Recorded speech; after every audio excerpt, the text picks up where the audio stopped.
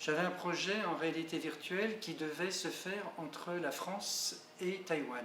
Et c'était autour des passages couverts de Paris et du district de Tataocheng. Je connaissais bien les passages couverts de Paris, mais je ne connaissais pas du tout le district Tataocheng à Taipei. Le peu que j'avais découvert à travers Internet m'avait passionné.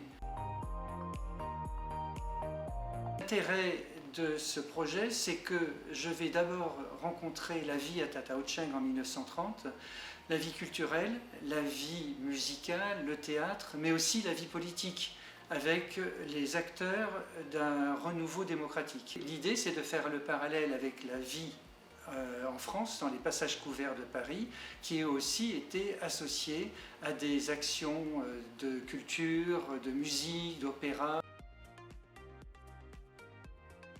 Au départ, j'avais un projet narratif qui racontait une histoire de meurtre, de découverte, etc., autour d'un personnage.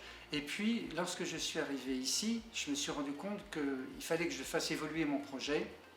Et c'est surtout le fait d'avoir découvert Taiwanese Puppets, qui ont un rôle extrêmement important dans la culture taïwanaise.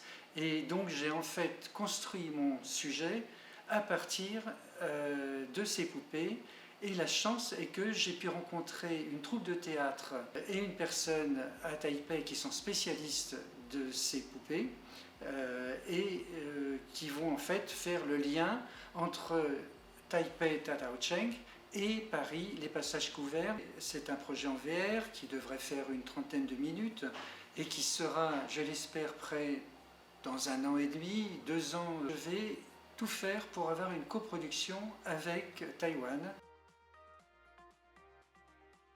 C'est en fait toute l'émotion et le plaisir que j'ai eu à rencontrer les Taïwanais.